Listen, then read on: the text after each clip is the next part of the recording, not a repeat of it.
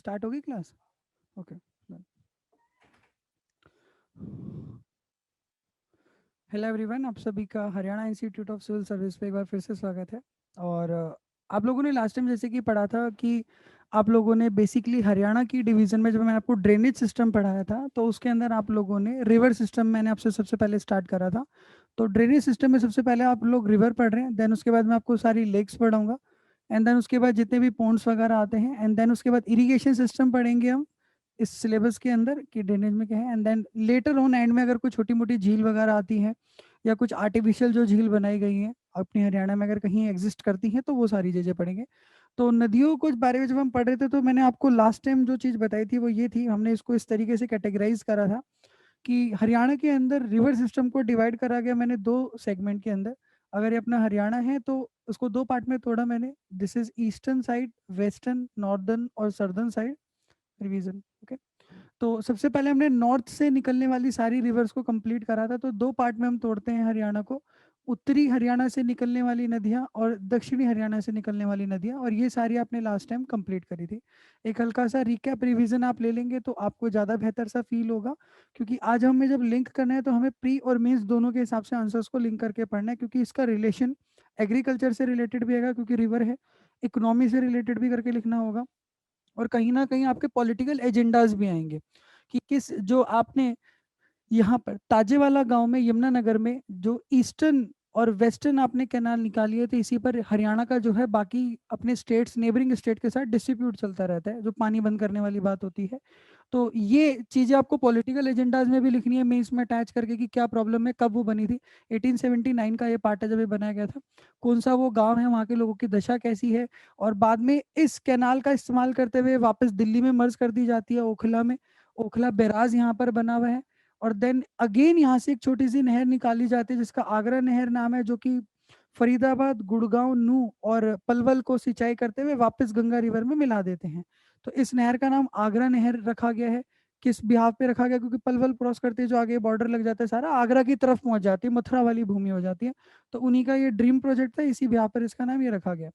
तो अगर आप उत्तरी हरियाणा की रिवर्स के बारे में बात करते हैं तो आप देखते हैं सबसे पहले आपने मोस्ट इंपॉर्टेंट जो रिवर देखी थी वो घग्गर रिवर थी, जो ये थी। और ये इकलौती ऐसी रिवर है जो कि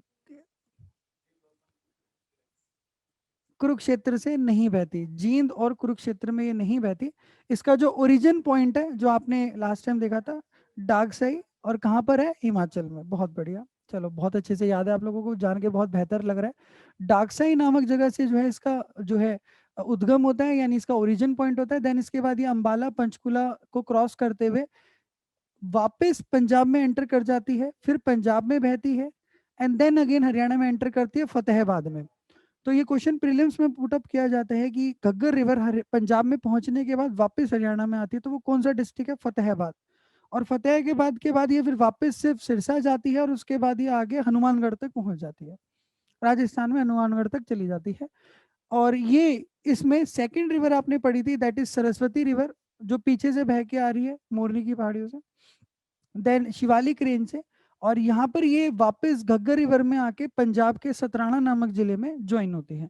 तो ये एक तरीके से इसकी ट्रिब्यूटरी होगी, जो इसकी एक तरीके की सहायक नदी होगी। देन सरस्वती नदी के बारे में आपने पढ़ा, तो इसका अगर हम ओरिजिन को देखते हैं तो ये सिरभोर जो जिला है, तो हमारे हरियाणा के साथ हिमाचल प्रदेश के दो ही जो स्टेट हैं, दोनों जो टच करते हैं, दो ही जिले टच होते हैं, एक तो सोलान है और एक सिरभोर है। तो ज्यादातर जितने भी अपनी शिवालिक रेंज है वो इन दो ही सेगमेंट में, सोलान और सिरभर में। तो ज्यादातर नदियां यहीं से ही निकल रही हैं, और इन हिल्स को मोरनी हिल्स यानी मोरनी की पहाड़ियां कहते हैं। ठीक है जी। तो सिरभोर नामक जिले से निकलती है सरस्वती नदी, और ये जो है क्रॉस करती हुई घग्गर नदी में पंजाब के सतराना जिले में मिलती है। अब इसके बाद आपने सेकंड देखी थी मार्कंडा नदी, जो आपने देखा कि पीछे से आपके हिमाचल से निकल रही है, नाहन नाम की जगह से, एंड देन आफ्टर दैट ये सरस्वती नदी में आके मिल जाती है। कल मैंने इसकी और डिटेल्स बताई थी। यही इकलौती ऐसी नदी है जो अंबाला और कुरुक्षेत्र को पानी देती है। हरियाणा के दो डिस्ट्रिक्ट ऐसे हैं जिनको पानी सिर्फ एक ही नदी से मिलता है, मार्कंडा नदी, और उनका नाम है अंबाला और कुरुक्षेत्र, और कोई नदी नहीं है वहाँ। और ये बरसाती नदी है सारी, सारे साल नहीं बहती है, जब बारिश का पानी होता है तभी इनमें पानी आता है। तो मार्कंडा नदी जो है आके घग्गर सरस्वती नदी में यहाँ ज्वाइन करती है कुरुक्षेत्र में, और कुरुक्षेत्र के अंदर पहवा नामक एक छोटा सा वहाँ जिला है, छोटा सा गांव है। उस गांव के अंदर, पहवा गांव के अंदर सोनीसा झील है, उसमें आके जो है सरस्वती नदी में मारकंडा नदी मिलती है। मारकंडा नदी पीछे से टांगरी नदी का पानी लेके आ रही होती है। तो सरस्वती नदी में इस ए पॉइंट से पहले पानी की क्वांटिटी होती है बहुत लेस, ये मेंस के हिसाब से इंपॉर्टेंट है। इसमें बी पॉइंट के बाद जो है पानी की क्वांटिटी ज्यादा हो जाती है जब ये जाके घग्गर में मिलती है। तो यहाँ पर तीन नदियों का पानी इसमें आके मिलता है, टांगड़ी का भी मिलता है, मारकंडा भी मिलता है, और पीछे से सरस्वती ला रही होती है। तो इस जंक्शन पॉइंट को आप एक तरीके से ऐसे कह सकते हो, सोनीसा झील पिकनिक स्पॉट से इसलिए इंपॉर्टेंट है कि तीनों नदियों का रिवर यहाँ आके मिलता है। तो यहाँ पर पिकनिक स्पॉट भी और थोड़ी सी मंदिर वगैरह भी यहाँ पहवा में ज्यादा है, क्योंकि कुरुक्षेत्र की भूमि है, तो महाभारत का युद्ध भी यहीं पर हुआ था। तो जितने भी आपके, अगर आप इसे सोशो इकोनॉमिकल कल्चर से रिलेट करते हुए लिखते हैं, तो जितने भी पर्यटन स्थल हैं यहाँ पर, या जितने भी टूरिज्म प्लेसेस हैं और होली प्लेसेस हैं, धार्मिक स्थल है, वो यहीं पर क्यों है? क्योंकि तीन रिवर्स की ट्रिब्यूटरी यहाँ पे ज्वाइन हो रही है। एंड देन लेटर ऑन आपने जो देखी, दैट इज यमुना रिवर, ये मोस्ट इंपॉर्टेंट है। इकलौता यही ऐसी रिवर है, यमुना रिवर, जो आपकी पूरे साल भर बहती है, 12 के 12 महीने। और यही इकलौती ऐसी रिवर है जो पंजाब के बॉर्डर बॉर्डर पे बहती है।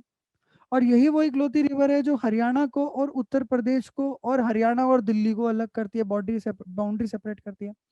तो यहाँ पर आपके हरियाणा में सबसे उत्तरी, सॉरी ईस्टर्न फेज के अंदर, जो हरियाणा का ये ईस्टर्न साइड है, यहाँ पर आपका जो ये यमुना नगर है, इसमें बिल्कुल कोने का गांव है जहां से इसका एंटर होता है, दैट इज ताजेवाला। अच्छा, ये क्वेश्चन प्रीलिम्स में भी पूछ लिया गया था कि घग्गर नदी जब हिमाचल से पंचकुला में एंटर करती है, तो सबसे पहली जगह कौन सी जहां वो एंटर करती है? कालका। पंचकुला के अंदर कालका नामक जगह है, वहां पर ये एंटर करती है। पीछे जो नोट्स है उन्होंने लिखवाया था मैंने, अगर मिस हो गया था तो आप इनसे देख लेना, ठीक है? लिख दिला देंगे आपको, एक बारी में हो जाएगा, नोट्स प्रिपेयर करा रखे हैं। और ऐसे सिंपल से आपको एक बारी पढ़ते ही समझ में आ जाएंगे, ठीक है? तो देन यहाँ पर ताजेवाला गांव है, इस ताजेवाला गांव से दो कैनाल निकाली गई हैं 1879 में। एक कहलाती है वेस्टर्न यमुना कैनाल, और एक कहती है ईस्टर्न यमुना कैनाल। पश्चिमी यमुना नहर, उत्तरी यमुना नहर। तो वेस्टर्न यमुना कैनाल से सारा का सारा हरियाणा सिंचित होता है, और ईस्टर्न यमुना कैनाल से सारा का सारा यूपी सिंचित होता है। तो ये पूछ लिया जाता है कि वो कौन सी कैनाल है जो 12 के 12 महीने पानी से भरी रहती है, जो हरियाणा को सिंचित करती है। तो आपने ये नाम याद रखना है, वेस्टर्न यमुना कैनाल। कब बनाई गई? 1879। किस गांव में बनाई गई? ताजेवाला। कहाँ पर है? यमुनानगर में है। और इस रिवर, इस कैनाल का मेन जो रिवर सोर्स ऑफ वाटर है वो यमुना रिवर है। यमुना रिवर जो है, यहाँ पर आपकी सारी की सारी जो ये लैंड पार्ट है, यहाँ गढ़वाल रीजन है।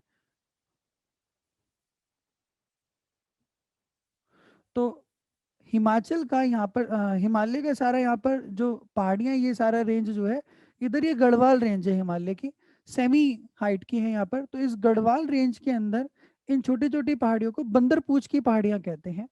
तो इसका जो बंदरपूछ की पहाड़ियाँ हैं, यहाँ पर यमुनोत्री एक ग्लेशियर है। अभी एक आपने उत्तराखंड के अंदर देखा, अभी एक ग्लेशियर फटा है चमोली डिस्ट्रिक्ट के अंदर। तो बहुत बड़ा आइसबर्ग सा होता है, वो एकदम से टूट के गिरा। अब उसका पानी की क्वांटिटी रिवर में तो इतनी है, जब इतना पानी एकदम से आएगा तो ऑब्वियसली बात है वो आसपास की जगह में फैलेगा और बहा के ले जाएगा, वही हुआ। तो यहाँ पर एक यमुनोत्री ग्लेशियर है जिसमें से इसका ओरिजिन होता है, और ये रिवर यहाँ पे आके इसे ज्वाइन करती है। तो हरियाणा में बेसिकली ये कहाँ पर आती है? यमुनानगर में पहुंचती है सबसे पहला जो है, और ताजेवाला गांव में पहुंचती है। तो देन आपने लेटर ऑन देखा, ये इस रिवर का बहुत इंपॉर्टेंट पार्ट है।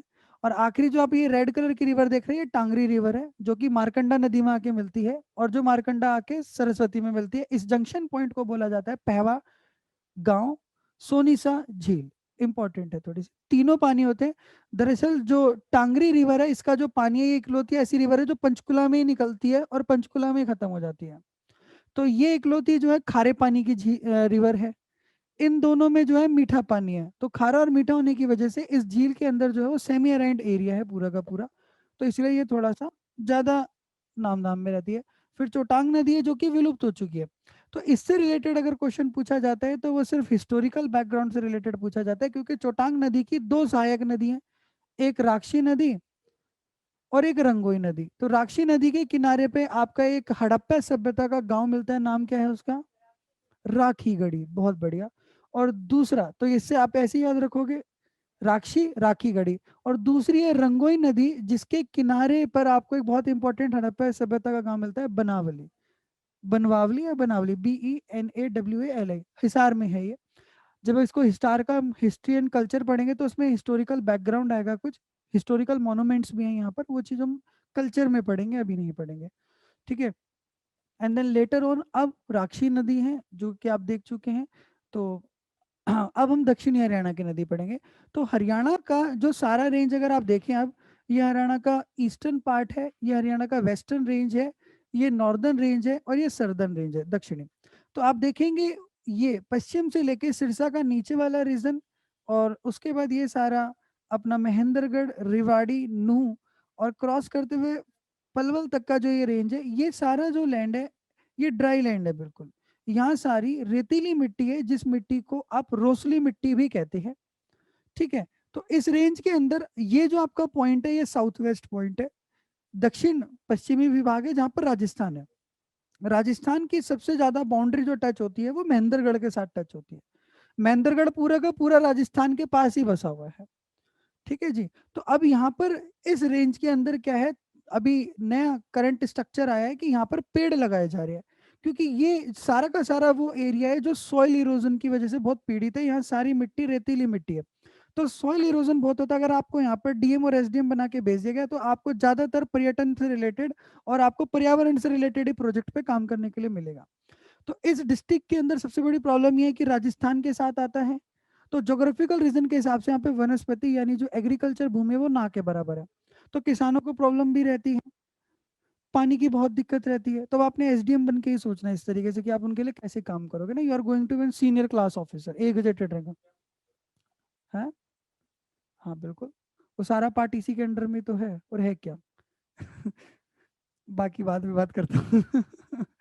ठीक है। तो अब इस रेंज में मेंस के हिसाब से आपके ये इंपॉर्टेंट है कि आपको प्रैक्टिकली वाले प्रॉब्लम समझनी होती है, देन हम इन चीजों को रिलेट करके जब मेंस में आंसर लिखते हैं तो और उसे बेहतर हो जाता है, रटना नहीं पड़ता हमें। अब जो हमारा महेंद्रगढ़ सारा रेंज जो है, और ये पलवल की जो रेंज है सारी, और जो नूह की ये रेंज है, ये सारा ड्राई लैंड में आ रहा है। रोसली मिट्टी है, हरियाणा में रेतीली मिट्टी को रोसली मिट्टी के नाम से जाना जाता है। और आगे इसमें ठूंठ और बावड़ी भी बनती है, वो क्या होती है मैं बताऊंगा, अभी आगे आएंगे। ठूंठ और बावड़ी होती है, मिट्टी के ऊपर जब आप पानी डालते हैं तो गड्ढा सा हो जाता है ऐसा, उसे ठूंठ और बावड़ी बोलते हैं। तो ये क्यों बन जाती है, इसका क्या इस्तेमाल होता है, कहाँ पर है। तो अब यहाँ पर दूसरी इंपॉर्टेंट ये है कि फिजिकल डिवीजन के हिसाब से एक तो ये ड्राई लैंड, दूसरा सबसे पुरानी जो पहाड़ियां हैं अरावली रेंज, अरावली रेंज की पहाड़ियां सारी यहीं पर ही हैं। तो आपकी अरावली की जितनी भी छोटी छोटी पहाड़ियां हैं वो यहीं पर हैं। और ये जो है आपके जयपुर के नजदीक लगता है ये जगह, जयपुर यहाँ से मात्र 100-150 किलोमीटर की दूरी पर ही है। अब अरावली रेंज आने की वजह से क्या होता है, जो नीचे से आपके पास मॉनसून वेव्स आ रही होती हैं वो आने नहीं देती, वो यहाँ से टकराती हैं और वापस चली जाती है। तो वर्षा भी यहाँ पर यानी जो रेनफॉल है वो भी नीचे है बिल्कुल, रेनफॉल भी पूरा नहीं हो पाता, और उन्हें रोक कौन रहा होता है, अरावली रेंज रोक रही होती है। और दूसरा यहाँ की जो वेव्स आती हैं जो हिमालय से चलती हैं, जेट वेव्स यानी ठंडी शीतरी, वो सिर्फ यहाँ से होके इस तरीके से यूं गुजर के चली जाती हैं, तो वो भी नहीं पहुंच पाती है कि वही बारिश कर पाए। और ज्यादातर जो बारिश होती है हरियाणा के अंदर वो इसी रेंज में होती है, पंचकुला, अंबाला और यमुनानगर में। पंचकुला, अंबाला और यमुनानगर यानी इस लाइन से ऊपर ऊपर, यहाँ पर मैक्सिमम रेनफॉल है, यहाँ पर मिनिमम रेनफॉल है। द रीजन इज दैट ये हिमाचल के नियर बाय है, तो यहाँ पर जो एयर की डेंसिटी वो ज्यादा है, पानी ज्यादा है, तो बारिश भी ज्यादा है। यहाँ पर बिल्कुल ड्राई एयर है। तो अब यहाँ पर ये जो प्रॉब्लम है, इस चीज को कैटेगराइज करने के लिए और सॉल्व करने के लिए हमारे पास गिनी चुनी 3-4 नदियां ही हैं नीचे, तो उन्हीं में से नहर निकाली जाती है और उन्हीं का ही इस्तेमाल करके लोगों को पानी दिया जा रहा है। तो दक्षिणी हरियाणा की जब हम नदियों के बारे में पढ़ेंगे तो सबसे इंपॉर्टेंट जो नदी है वो रेड कलर की लाइन में, दैट नदी इज साहिबी नदी। इसका नाम साहिबी क्यों रखा गया, ये एक गर्ल के नेम पर है बेसिकली। साहिबी नदी जो है दक्षिण हरियाणा का वरदान कहलाती है। इकलौती ये ऐसी रिवर है जो कि सबसे लंबी है और दिल्ली की रेंज तक पहुंचती है, पानी रहता है इसके अंदर। और अगर इस एरिया में, ड्राई एरिया में पानी की अगर कहीं नीड है तो इसी रिवर के थ्रू पूरा किया जाता है। साहिबी रिवर की अगर हम बात करें, इकलौती ऐसी रिवर जो राजस्थान से आ रही होती है